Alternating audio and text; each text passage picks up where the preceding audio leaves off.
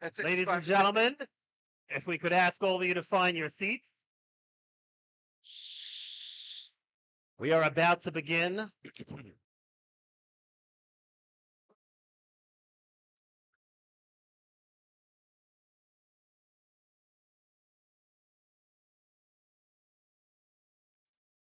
Hello, everyone. Welcome. Some people consider it a challenge to be the first panel of the day, but I think it's a good thing. You can feel the excitement coursing through the room. My name is Stephen Goldschmidt. I'm the general counsel for Cammeby's, and it's my pleasure to serve as the opening moderator, the moderator for the opening session here today.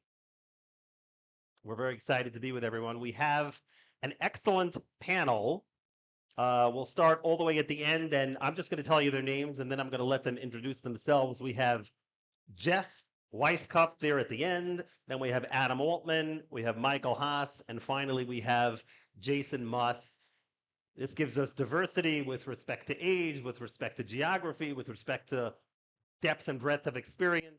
So without any further ado, let's kick it off. And first, so that you know exactly who you're hearing from, let's give everyone a minute or two to give the group a bit of a bio and tell us about themselves. Jeff, why don't we start with you? Yeah, I definitely have the age part. My pleasure to be here. Thank you for having me. My name is Jeff Weiskopf, and I've had the good fortune and mazel to be in the multifamily business for now probably more than 20 years. And most of my business is done nationwide. We own and operate some buildings in New York under Michael Haas, and we're very appreciative to him and his management skills. Most of our business is done in multifamily. Most of our business is done with third-party managements. We have a little bit of a unique perspective in that we have a robust asset management team, which I guess we'll get into later on. But that's most of my business. We do across the country multifamily. We invest in other aspects of the multifamily business also, but we run multifamily out of my office. Great. Why don't we swing over to this side? Jason, tell us about yourself. Oh, sure. My name is Jason Muss with Muss Development. We've been in business in New York for over 100 years, in business outside of New York for about 10. We are owners, operators, and developers of various different asset types, office buildings, retail, residential, a couple of nursing homes, parking, and a hotel. So we have an idea as to all the various assets, how they're performing. We have a little bit of a different insight in that we do focus on New York City, even though we have holdings elsewhere. Our primary holdings and our primary business exposure is New York City. So, and because of that, we have historically not limited ourselves to asset type. Because if you were going to stick to one city, you pretty much had to know how to handle whatever came your way. And, I'm very fortunate to have a lot of great people, that we've worked with over the years, a lot of great partners, a lot of great lenders. Some of them are here today, and looking forward to talking further to everybody about the state of the world we find ourselves in. Terrific. Let's keep going. Michael Haas, please tell us about yourself. Hi, everybody. My name is Michael Haas of Coney Realty and Management. We are a third-generation family office that owns and manages apartment buildings in New York City. Additionally, we also have a platform through another platform where we own and manage industrial assets throughout the Southeast. All right. What about you, Adam? Hi. Thank you for having me. Adam Altman, founder of KABR Group. We are owners, operators, builders of real estate. We're asset class agnostic, but we're geographically fairly focused in the New York metro markets and Northeast Florida, along the Space Coast, into Southeast Georgia. We probably a little bit differently. Our money comes in the form of a fund, so we raise it from family offices, including our own family offices. We actually typically put up between 20 and 30% of each fund at the same terms and conditions as everybody else in the fund. We're SEC registered. We're registered investment advisor, and we're never passive capital, so we're never LPs, which is also a little bit different. We're always active capital, and appreciate being here. Terrific. So we're going to unpack together the title of our session, which is Managing the Investor, the Investment, and the Property. But before that, as I walked around this morning, had a beverage or two, you hear everybody talking about today's environment. And I think it'd be helpful to just start to make sure we all have the same understanding and the same baseline. What would you say, Jeff? I mean, when you think about today's environment, there are challenges, maybe there are opportunities too, but just to give us 60 seconds on how you think about today's environment in the real estate world. First of all, there's a number of aspects of today's environment, so I'm not sure where your head is at. So some of our questions will be tight. This one is open, so Okay. you can do with it as you wish. So first is the separation of those that have real issues that they have to deal with, and those that have been very disciplined along the way and are looking for opportunities. Thank God I can speak for the latter and not for the first. The environment today is such that you would think that there are opportunities arising. And I think most people here would agree that moment hasn't happened yet. And we're probably scratching our head, or we have our own outlook as to why that hasn't happened yet. But you have capital that is ready to deploy, you have equity, you have lenders that are ready to lend, albeit maybe at a little bit less loan to value, but you still need to be disciplined because it hasn't come that the meeting of the minds between the sellers and the buyers, and I deal more nationwide than in the New York City area, hasn't quite reached there.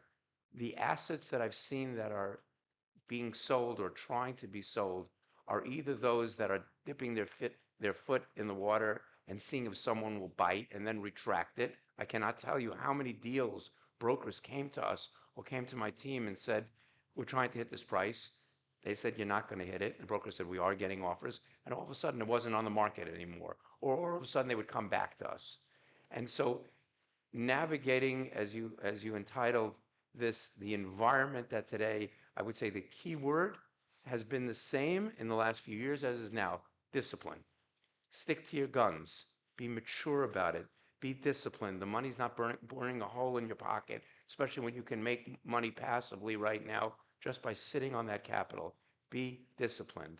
And the opportunities will come as people need to sell. But so far, the environment appears to be, and I would say, Michael probably could agree with me in industrial as well, in that the gap between the buyers and the sellers has not narrowed enough where there are real opportunities for yield and for appreciation. We can go into what the reasons are, but by and large, if I had to give you a snapshot of where it's at, that's where, I'm sure there's exceptions to every rule, but by and large, that's where we're at. All right. Thank you, Jeff. Now, Michael, Jeff referenced you, so let me give you 60 seconds. Today's environment, what does it mean to you? Today's environment is about keeping your head above water. So now, obviously, that definition applies to people differently. Some people is a loan that's coming up for renewal now, and they have a rollover, and the problem is it's going from 3.5% to 7%, and all of a sudden, they're not going to be able to cover the mortgage. You have people that have bought properties that did very well for a number of years, and now they've realized that their model is changing. Listen, any pro forma, nothing is exactly according to plan, so you're going to have some hiccups. The only problem is this hiccup no one ever could have envisioned. So now you're stuck with having to manage the property. And many people who I've spoken to have come to me and asked me for advice and on different levels. Because in New York City, we've been dealing with this array since 2019. For the multifamily out of state, they're just starting to feel it. We've already been dealing with it in 2019 when the model went upside down and when the entire pro forma all of a sudden didn't work based on just buying and refinancing. You had to know how to manage the property. So what you have now is people struggling to manage the property, especially when you go out of state. If you're not managing it yourself, your asset management team could be tight, but you're really relying on the people on the ground. So when we talk about, the market and where the issues lie, certainly towards what Jeff's saying, there's definitely a gap between buyers and sellers. It's certainly stagnating. And certainly where the opportunities are going to lie, I think has to do with where your expertise lie. You're going to be able to determine where the opportunities are in your level of expertise. So leverage that expertise, leverage that knowledge to find the opportunities in a difficult market. Interesting. You know, Jason, let me move to you. You spoke about the fact that your family has moved nationwide, but if you do a little Rorschach test with the Muss name, everyone thinks New York City, a storied New York City family. Michael talked about opportunities. What do you see? What do you see in today's market? What does it mean to the Muss family right here in New York City? Well, if you look at New York City, the way I see it is, how are we going to do on the PPI index? And when I say PPI, I mean politics, performance, and interest rates. To me, those three things summarize where you're going to be in real estate. Thankfully, performance, the middle initial, performance in New York City, aside from B office buildings in Midtown Manhattan, has actually been quite good. Residential apartments are renting, condominiums are selling, retail is actually hotter than it's been in about 10 years. Quality office buildings are being filled up. So you got the middle one, great, right? Politics, however, sucks. It's pardon my language, but politics is bad, and it's probably not going to get any better. So if you buy a piece of property thinking that the 2019 legislation is going to get better, I would say bad idea. Think again. Politics is probably going to get worse just by the nature of the New York State Legislature, City Council. Just follow what's going on a daily basis. If you have to rely on politics, you're in big trouble. So that brings me to the third initial, interest rates. Nobody knows. You know, I'll tell you, performance will remain good, the politics will remain bad. It's that third initial that I think is going to dictate where New York City real estate goes in the next 5 years. Because a lot of the people that are in this room probably have loans that if they don't expire today, they will expire in the next 2, 3, 4, 5 years. And that will actually, you know, it's a big indication of where things are going to go. It's not something that anybody has any control over. But what we can control as operators is performance. Performance is really important. Keeping your properties run well, filled with tenants, long-term leases where possible, get things put away. That's something we really are hyper-focused on. Politics, we can, to some extent, as a group, we can have an influence, but probably not as great of an influence as we can over our own performance and our own actions on a daily basis. But I would urge everybody in the room to get involved in politics, because it's the one thing that we can, on the margins at least, influence, and it will be a big deal. Thank you, Jason. Adam, let's turn to you. I'm guessing that to Jason's PPI, you might add PPIS, which for you would be securities laws. You're unique on this stage. You're the only one who is an SEC registered entity. Perhaps that is a lens and a prism that changes. So what changes what you think? What do you think about today's market? So what does it mean to you? the market is the toughest market I've seen since 2008, 2009, no question.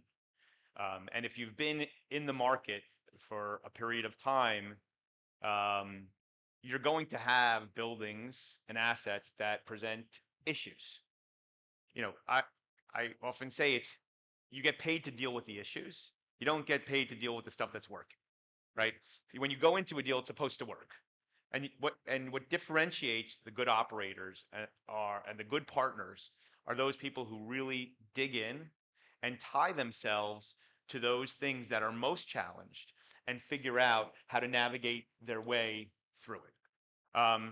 In terms of us being SEC registered, you know, it's a pain in the neck. It is. But what it does force us to do is it forces us to be really honest with ourselves about how we're performing. So at the end of the year, we're fully audited. All of our properties are marked by an external third party. Keep in mind, a third of the fund is our own money. You know, $100 million, $30 million, $35 million is our own money in these funds. So you can't kind of make up and say, I think it might be worth go home and, you know, tell your wife that, oh, we're doing great. You see on a piece of paper that someone else wrote how you're really doing. And what is forced through that discipline is a certain honesty, both with yourself and with your investors, and I think that transparency and And that level of reporting creates certain behaviors that are really important in the business and in the industry. You can't pretend to be doing better than you are. And I would say if I looked at my portfolio now, I'd say I'm probably playing 40% defense and 60% offense. So I'm happy to be playing offense where I can with the capital that I have, and I need to be conservative and thoughtful about those places where I'm playing defense. And defense can mean different things to different people, right? So if it's a piece of land that I own without debt in Florida that I thought I was going to go and build 400 units on, well, why would I go and build something today with construction costs? Maybe they've moderated, but they're certainly up 40-50% in the last 5 years. Why would I go build something to a 6.5 cap rate when I can go and buy something at a 6 cap rate? Why would I do that? Why would I go through the trouble or the effort? So I have to sit on that property now for the next maybe 3, 4, 5 years, right? And you have to be honest. Okay, so that's going to lower my IRRs. It's going to lower my multiple. Can you do it? So if you can do it because you don't have debt on the property, then that's good. Also, if you look in the news, you see Blackstone bought a publicly traded REIT yesterday, right? Amco. Right. What cap rate was that trading at? That cap rate, $10 billion transaction, that was a trading at around good markets, coastal markets. It's a 6 cap rate, right? So why would I go and buy a 5.5 cap rate on a B building when I can go into the public markets and have absolute liquidity and buy a 6 cap rate with really good managers, right? They manage 26,000 units, or MMA manages 100,000 units. So when brokers call me up and they say, "Oh, I'm telling you, this is a good deal. It's 5.5 cap rate." I say, why would I do that? What would make me go and spend money, not have liquidity, and have to work when I cannot work, have liquidity, and buy something at a better price? So I think people have to kind of that realization and reconciliation has to come to the market. And those people that are still transacting, maybe they have a 1031, maybe you're finding that unicorn buyer. But in the absence of that, common sense and intelligence will ultimately prevail in terms of how the returns are going to be modeled 5 years from now. Thank you, Adam. So let's turn, very often people end sessions and they say, wait, what was this session supposed to be about? So that was our broad question. That was a softball we threw to everyone. Let's now focus on what the session is supposed to be about. So again, managing the investor investment in the property. And I think we need to invert that and turn it on its head, because let's be frank.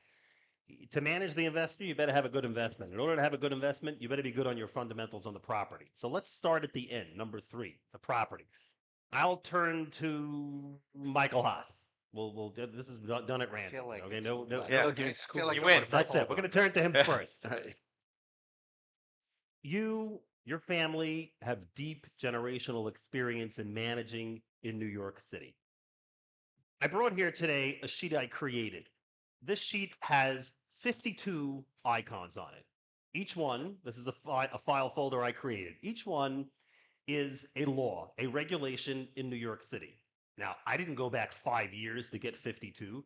This was in a few weeks span recently. These are bills that were introduced in the New York City Council and at the state level. Now, I was going to, because it's a much better demonstrative exhibit, I was going to print this stuff and bring it. But it would have been, pounds and pounds of paper, and I'm a staunch environmentalist, so I didn't want to do that. But each of these things, they're not all passed, but a good number of them will be passed. I'm going to pass it to you so you can see that I'm not kidding about 52. My question to you is on this specific aspect in managing and running a property. How come I get this? Times are tight. People are not looking to spend extra money, but legislators, going to something that Jason said, legislators, a good thick percentage of these 52 laws and regs are going to be passed. And this does not include earthquake preparedness, which no doubt we're going to get after the last week. It hits your bottom line. It hits your personnel. It takes up time. How do you make it all work when about 50% of those things are going to be coming your way? So first of all, I want to thank you very much for giving me this question. This is a very, softball question. I appreciate that. I think that you really have to take a step back before you talk about any regulations, before you talk about anything. And that is the culture with which you manage your company and the properties. Anybody that buys a property, land, industrial, development, whatever you're going to buy, you're going to encounter challenges that you never expected. a new regulation that doesn't allow you to get the permit, somebody getting hurt. You're always going to be things. And frankly, I don't even know what most of them are. So how does a multifamily operator in New York City handle something like this? What I would tell you is the first thing is you have to have, and to your point about performance, you have to have a first-class management organization whose culture is dynamic. What I mean by that is you are absorbing what's going on around you. You are paying attention and proactive what's going on. You know, does anybody know what the next storm is going to be? Right? You got a roof on your house. You have any idea what the storm is? Maybe it's going to blow a hole through your roof. And the answer is that you had an experienced roofer come put it up. He checked it. There's no leaks. Now you're prepared for the next storm. That's how we feel when we manage properties in New York City. We need to make sure that our management company is prepared for the next storm. And that is making sure the managers are looking at the property, going to the property, being proactive, heading off any potential problem before it even exists. So there's no question there'll be 50 this year, 50 next year, maybe 300. I don't even know. But you know, to your point about performance, I think that the single best way to play defense is by having an organization that is once again dynamic, understanding, is willing to learn. You know, we're doing this for a long time. I'm doing this for 20 plus years. The family's been doing it for almost 50 years. I could very easily just say, guys, we're doing this for 50 years. What more do I need to know? There's a boiler, there's a roof, there's a tenant. Has anything really changed? I mean, if you think about it, it's the same buildings. The answer is that yes, there are software that's there to help you. There's regulations that you need to be aware of. There's manager meetings that you need to have collaborations with. And I think that if you build an organization that's focused on these things, then whether it's 50 or 500, you're going to be able to handle anything. Thank you. Look, Jason, I'm going to turn to you because I suppose you're as well equipped as any of the other panelists to talk about these laws. You have a law degree. You sit on the advisory board of NYU's Furman Center, which for those who don't know is kind of a geeky, statistical, but very objective down the middle think tank. I didn't mean Jason's, you know, it's the think tank itself. So, and you know, you've been around New York for a long time. What do you think about what Michael just said? How do you, right? You got the legal background, you got the statistical background. How do you look at a sheet with 52 laws proposed over a multi-week span? You're going to get hit with 2-3 pounds of laws. What do you do with that? Here you go. If you want to look into it. Making kiddish? Well, I think you got to break That's it what we're down gonna do. into. I don't want that sheet. What are they calling us for this? Let's burn it. Yeah, Burn it. yeah, the sheet's not going to help me. I think you have to break it down to what kind of properties you're referring to. I mean, residential is always going to be the most regulated asset type in New York City. It's just people live there and they're much more emotional about it. So you're going to have a lot more analysis, spotlight, or whatever you want to call it, on residential real estate. So if you're not prepared for that, don't own residential real estate in New York City, and it's only going to get worse. And it's going to be it's going to be far worse for rent regulated apartments. So if you want to get hyper focused on regulation and on politics, then buy multifamily rent regulated apartments. You probably can make a lot of money doing it in the long run if you are there, because a lot of people are shying away from it. So it's not something that we've been focused on as a company. Historically, we've built multifamily condominiums and rentals, not purchased rent regulated apartments. But I would say that is where these probably, I would argue probably 45 of the 50 are going to apply to residential. The other 5 will apply to other uses. But even if you get into office and retail, a lot of the challenges are going to be probably from environmental regulations, because it's not involving eviction as much. We shouldn't underestimate how strongly the state legislature and even the local city council is focused upon the environment. So that's brought us to a lot of local laws that are going to affect office buildings and stuff that we own, large office buildings we own in the 500,000 to 1 million square foot range that are of age, of a certain age. And you have to be very aware of that as an office building owner. There are certain things with energy efficiency, and I think that's where you could bifurcate a little bit.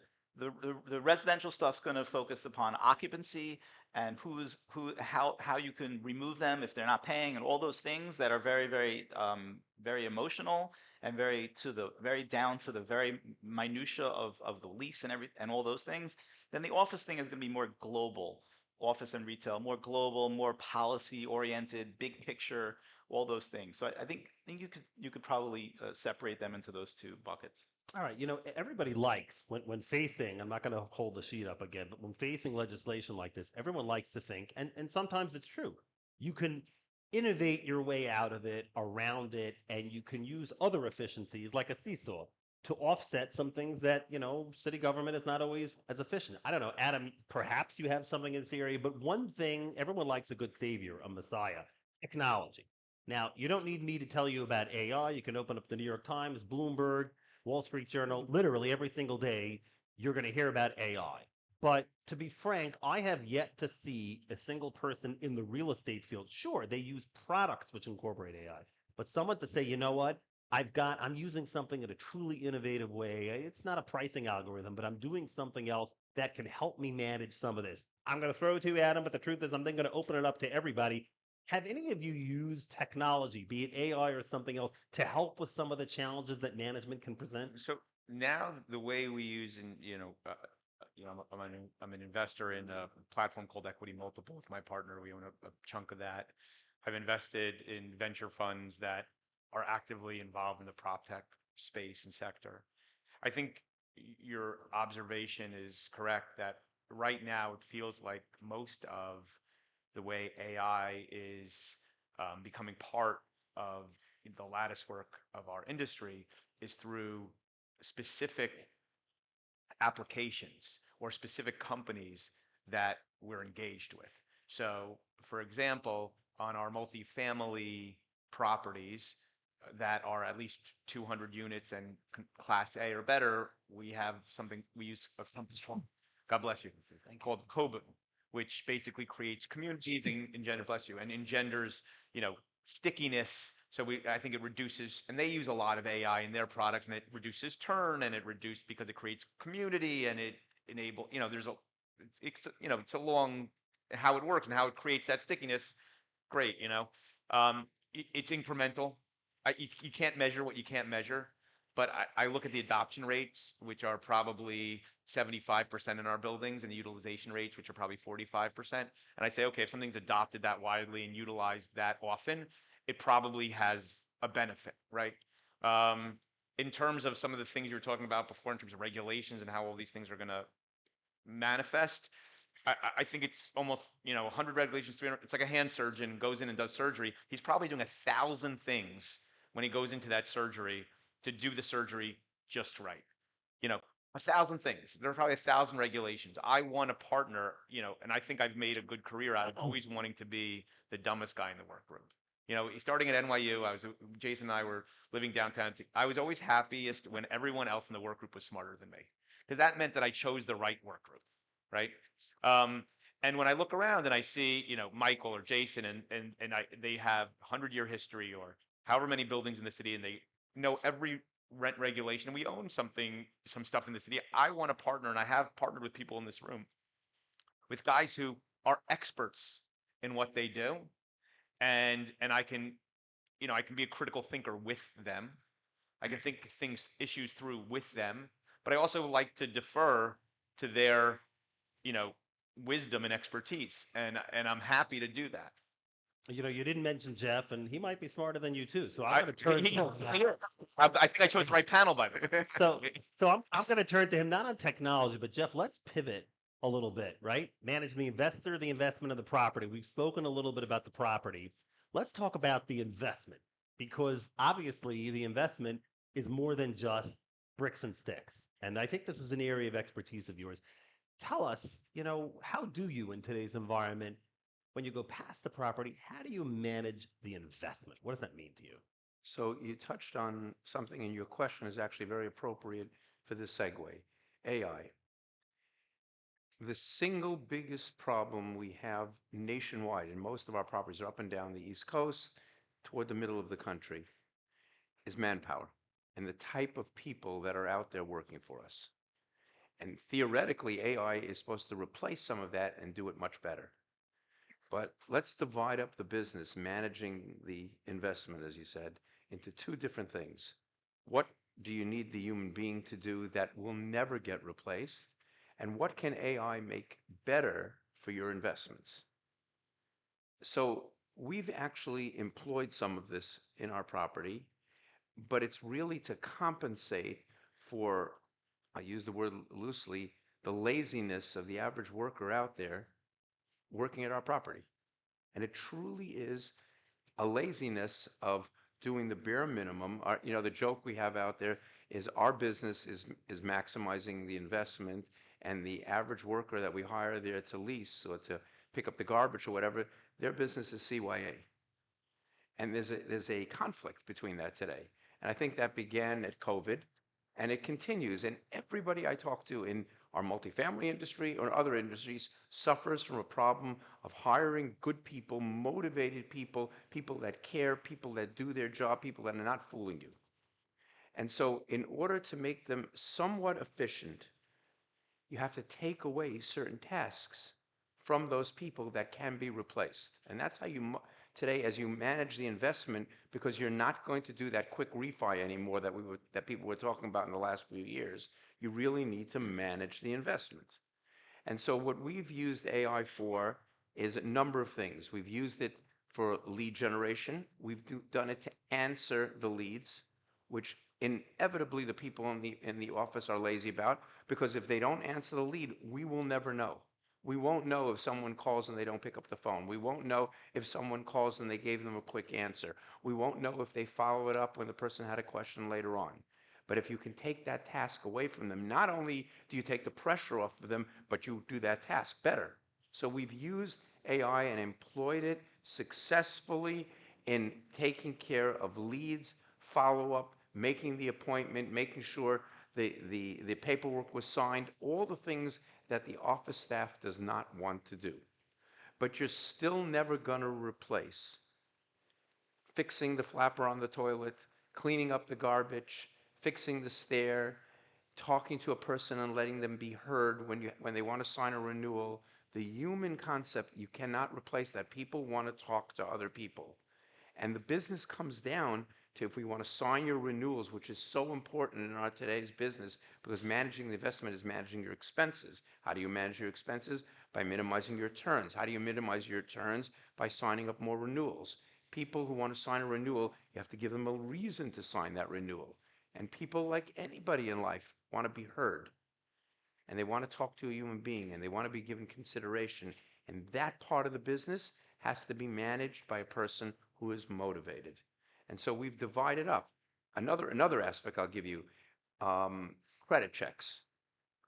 Half this country is in credit problems. As we all know, we're probably amazed how many people have credit problems when you have a business across the country. Again, I don't know about New York City as much as I know about the general population around the country, but it's amazing to me how many people have credit problems. And you need to weed those out, or you're just going to have very high occupancy, and then your evictions are going to start to pile up. FICO score is the #1 determinant if you're going to get your rent paid. That's what we found. Could be FICO, but it's also, Yeah, it's also, did they pay their previous rent with their employment history? Outside of Right. New York, that's what we have found is the #1 determinant. There's a list. But they learned how to fool you. What's your minimum number, Adam? And I don't, we look for like north of like 650.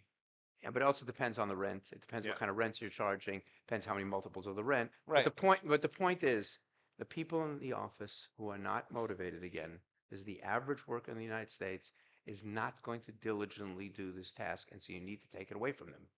And the way to take it away from them is by putting in computer systems that will do the work for you. They will weed out fraud.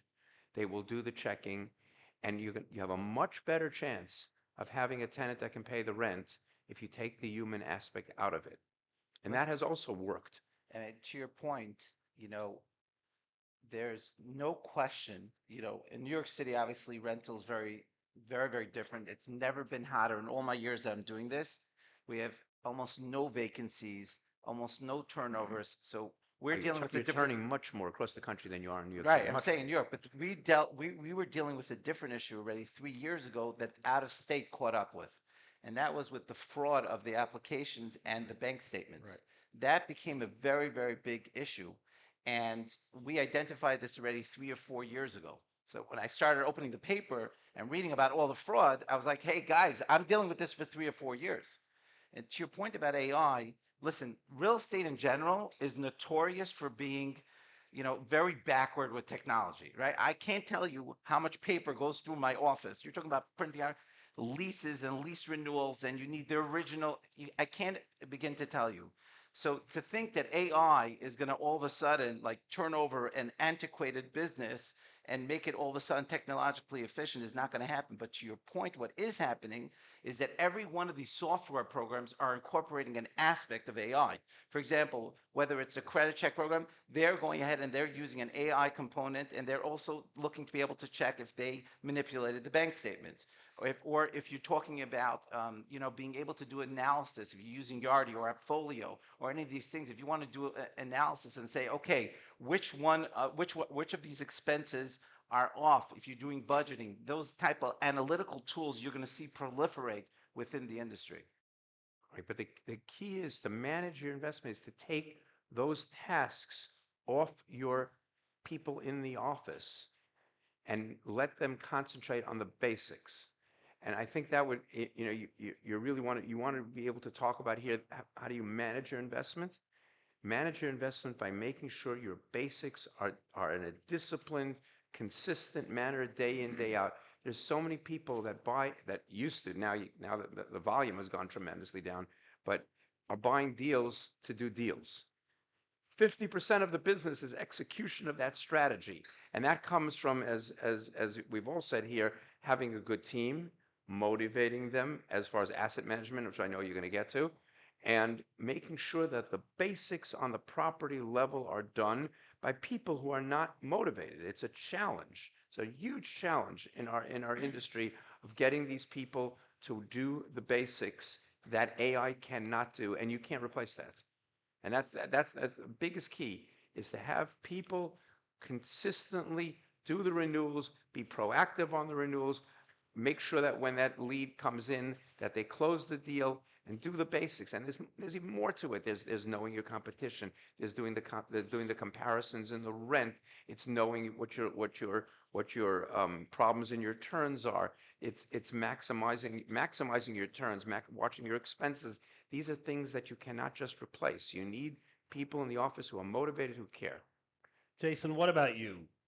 What do you have to say about that, right? When you transcend the property and you're managing the investment, what does your experience tell you about doing that in today's day and age? What's different? What's unique?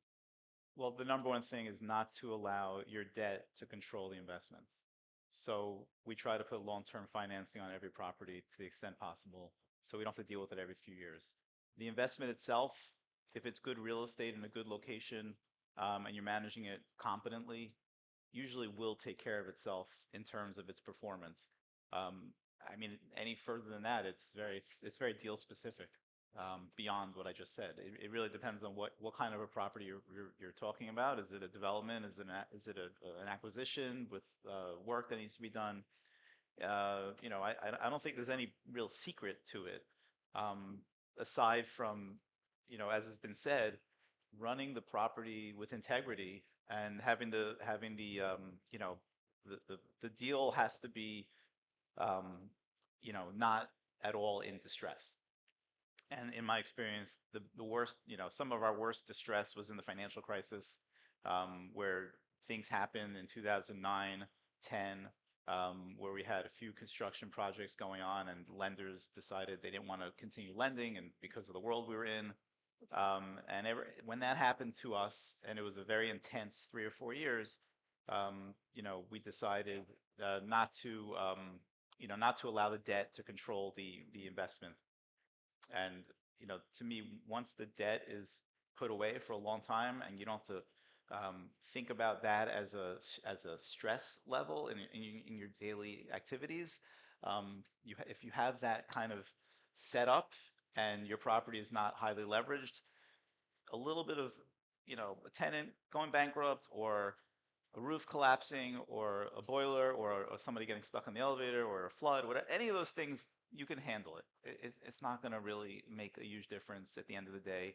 Um, and as long as nobody's on a very high level of stress, and people that you have there are well equipped to handle it, any shit's gonna happen. Things are going to happen all the time. We don't know what it is. As you said, it could be a weather event, it could be a regulation, but you just have to have a calm sense of, we've done this for a long time. We have a lot of different kinds of properties, and whatever happens, we'll figure it out. I think to Jason's point, but some of the people in this room are buying transitional properties. We buy transitional properties where you can't fix the debt the day you're buying it. If you can, we've bought some stabilized properties where you fix the debt, 10-year IO, 7-year IO, whatever, 7-year, 2 years of IO. That's great because then you know what your expenses are and you hope that, or you have a sense of what your expenses will be, obviously insurance and taxes But when you're buying a transitional property and you're going out, and I think probably a lot of people here are doing like syndications and they're going and raising that capital. What you have to be mindful of is, have you properly stress tested what that deal could look like? What happens if your occupancy goes from 96 to 84%? What happens if rents don't grow for 3 years in a row? What happens if rates go up by 200 or 300 basis points? What happens if all of that happens at once? Can you still hold on to the property? Not make money, but can you still hold on to the property and not lose money? Right? So, what we say is our rule number 1 is don't lose money. Rule number 2 is make money. But you got to go back to rule number 1 first. So you look at all those factors. Are you going into a deal and saying, you know what, I'm going to get $1 million fee here. I don't know if the deal is going to work, but I know I got $1 million fee, right? I'm taking debt that's not as good because I'm getting a great fee and a great management fee and a great this fee. Then the deal falls apart. That will work for a year or two. But if you want to have a career in the business for 20 or 25 or 30 or longer, then you have to be focused on the metrics of the returns to your investors well before the metrics on the returns to yourself by virtue of some of those fees you collect. And Adam, I'm going to stick with you because time is short. We have about 5-10 minutes left. Let's go to the final prong, which is the investor. And then I'm going to throw one open question for everyone. We'll have a 60-second lightning round. The investor, you talked about marketing it. You obviously deal with an eclectic group of investors. How are things different or your pick? Tell us a really outlandish story, one way or the other, good or bad, that you've had with an investor. We have close to 300 investors. And I would say by and large, 99% of them or 97% of them have become friends over 15, 16 years. And, you call each other on, you want to hear their viewpoints, not just on real estate, but on life. I think one of the nice things about having some modicum of success in this business is being able to work with the people you want to work with and not the people that you have to work with. And that's something that I appreciate. We've certainly had some outlandish, we've had 1 or 2 investors who have like just bizarre requests. And, that's one of the distinct pleasures of my job is getting to sometimes deal with those things. Fair Come enough. on, we want to hear. What is it? There's been like, I would say like the guys who are like the Wall Street guys, and I had I spent some time on Wall Street. They're used to liquidity at a moment's notice. So they don't understand the idea. Well, COVID made things hard to sell. And now interest rates make things hard to sell. And if it's worth that on paper, why can't you just kind of cash it in right that day? And why not? How come? Like a stock. And It's not a stock. and you have these guys. The guys will be worth 50, 60 million dollars, more, and they just don't understand the notion. So I try to explain to people, when you invest with us, it's an illiquid, highly illiquid asset that will take time to work. If you want that money in the next 2 or 3 years, we're not for you. We're not. And I think that 2 things happen. One is some people say, I know, I get it. They really don't. And other people don't tell their investors that. They say, oh, you know what? They look at the past, and they always say in all these prospectus, past is not indicative of future. And I think that's something that's important to stress when you're interacting with folks, because if you want to have people that you can work with over a long period of time, I think again going back to that transparency and that honesty and that kind of open communication, it's great when things are working, but it's even more important when things don't work as exactly as you expect. So you spoke about the past. So the final question for me for today, and then we'll see if there's a question or two from the audience, is what I'll call my time machine question. Everybody, we have a diverse audience, young, old, experienced, not so experienced, but we can all learn something from other people in life, surely. So my question to each of you, and Jeff, we'll start with you, is, and no, I'm not going to pull out a time machine, but if hypothetically I did pull out a time machine and the Jeff Weiskopf of today could roll back 25 years and tell the Jeff Weiskopf of 25 years ago one piece of business advice, I'm sure there's a lot of life advice, but business advice that he'd want his 25-year-old younger self to know, what would it be, Jeff? It's a good question. I'd rather we talk about the crazy investors. I want to hear about yours. Huh? I want to hear about yours. Everyone has a few. As you go off or after 20 years, you find crazy investors, but I know most investors are pretty decent people. But yeah, every once in a while you have crazies. If I had to go back 25 years, I would say is hone in on what you did well and do more of duplication of that specific task and stay in your lane. Generally, I have found people lose money when they go out of their lane, when they start trying to do things because he's making money. Stay in your lane, be disciplined, and continue to look at this business in two tranches, yield and value add later on. If I had to talk to my younger self, is stick to that. Stick to that model of yield today, which does a few things, which makes you some money today, gives you a cushion against all the things that we talked about when the roof falls and the person gets in the elevator and all the stories that inevitably happen. And if you run your properties well, you're going to get the payday at the end. But if I had to tell myself something, that's what I would do, to stay to that. Great. Jason, what about you? What would you tell your, well, we'll make it 15 years for you. Okay, what would you tell you 15 years ago self? Honestly, I'd rather go back 25. Okay, sure. More of a chance to rectify things. I don't really have regrets in life, thank God. But I could definitely have learned something from what I know now. And essentially, it would have been just, I would have loved to have met more people, to have been out in the world more. Obviously, when you're working and you're very focused on the challenges that come up, I spent a lot of time in the office over the years, like except for those COVID years, like really just focusing on the bricks and the deals that we were doing. There were so many things that happened. I wish I had made more time to come to these kinds of conferences, to spend more time schmeicheling, and and that's my father's word, by the way. Yiddish, Yeah, that's my grandfather. But Going spend retro more here. time out in the world and meeting more people, and maybe I could have done a lot of different deals that maybe I never heard about because I was more focused on, like, we were sort of focused on large developments and big acquisitions, and maybe less on more of the maybe interesting stuff that could have led to other things. So I would say, if you find yourself in your 20s or your 30s or whatever, and you have time at night, you have time on the weekends to get out and talk to people aside from your places of worship or whatever. There's so many people you can meet and so many ways your business can go. The more people you get to learn about and speak to, and I think that being social is a huge part of success. It's not just about the numbers; it's about a lot of other things. So I would say that. Terrific. All right. Well, someone's got to be the closer at random. I'll pick Michael Haas as the closer. So, Adam, you're in the second to last slot. Time machine, going back 20, 25 years. What would you tell yourself? 25 years, it's quite a bit.